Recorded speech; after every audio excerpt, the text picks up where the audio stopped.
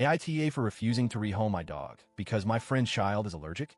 I, 32F, have had my golden retriever, Milo, for 6 years. I got him during one of the hardest times of my life, when I was dealing with the loss of a parent and an unexpected breakup that left me completely alone in a city I had just moved to. I had no family nearby, no real support system, and was sinking into one of the worst depressive episodes I've ever experienced.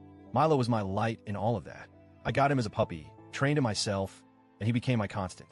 He's incredibly well-behaved, sweet, and friendly, the kind of dog that people stop on the street to pet because he's just that lovable. I work from home, so we're together all the time. He sleeps in my room, follows me around the house, and genuinely feels more like a child to me than a pet. I own my home, a modest but comfortable place with a big yard. There's a detached guest house on the property that I normally rent out, but I'd been between tenants for a few months. That little fact became very relevant when one of my closest friends, Erica, 34F, and her husband, Jake, 36M, found themselves in a tough spot. Erica and I have been friends for over a decade. We met in college, and even though life took us in different directions, we always stayed close. She and Jake have a 5-year-old daughter, Lily, and while I don't have kids myself, I love Lily to pieces. I've been around since she was born, and she even calls me Annie. A few months ago, Erica and Jake hit a financial crisis. Long story short, they had to leave their rental unexpectedly due to their landlord selling the property, and they were scrambling to find something affordable. With rent prices through the roof, they were struggling.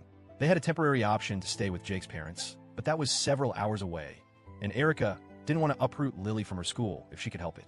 Since I had the guest house sitting empty, I offered to let them stay there rent-free until they got back on their feet. I figured it was a win-win. They'd have a place to stay, Lily wouldn't have to change schools, and I wouldn't have to worry about finding new tenants right away. But before they moved in, I made one thing very clear. Milo is part of my household.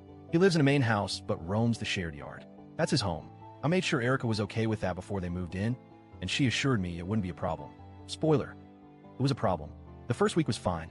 They settled in, and I honestly thought it was working out well. Then, one evening, Erica sat me down and told me there was an issue. Lily, she said, was allergic to dogs. This was news to me.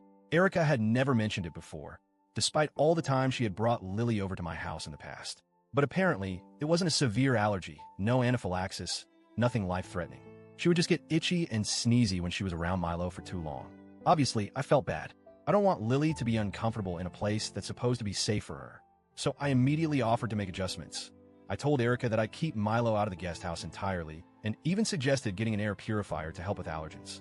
I was more than willing to work with her on this. But that wasn't enough.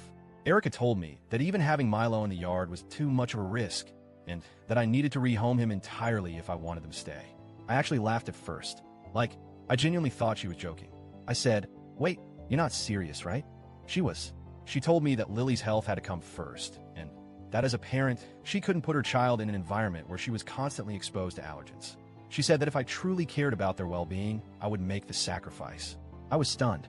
I reminded her that I was doing them a massive favor by letting them live here for free. I told her that I understood Lily's allergies were frustrating, but Milo is my family, and I wasn't just going to give him away. That's when she got emotional. She said I was choosing a dog over a child, and that if I had kids of my own, I'd understand how selfish I was being. She accused me of endangering Lily's health and told me I was putting my own convenience over a little girl's well-being. I won't lie, that stung. I started to doubt myself. Was I being selfish? Was I prioritizing my own comfort over a child's needs? But then I remembered, this was temporary. They weren't being forced to live here. They had other options. If the allergy was really that unbearable, they could go stay with Jake's parents. I told her as much. I said, "I love you guys, but I'm not giving up my dog. If it's that bad, maybe staying here isn't the right solution." She lost it. She called me heartless, accused me of not caring about them, and stormed out. That night, they packed up and left to stay with Jake's parents after all. Since then, Erica has barely spoken to me. She'll send the occasional passive-aggressive text, but she's clearly furious. Some of our mutual friends think she was way out of line for demanding that I rehome my dog, but others have taken her side, saying that as someone without kids, I don't understand, and that I should have tried harder to compromise. But what was I supposed to do? I did try to compromise. I offered to keep Milo away from them, to get an air purifier, to do whatever I could short of giving him away entirely. But that wasn't enough for her. I feel guilty because I never wanted things to end like this.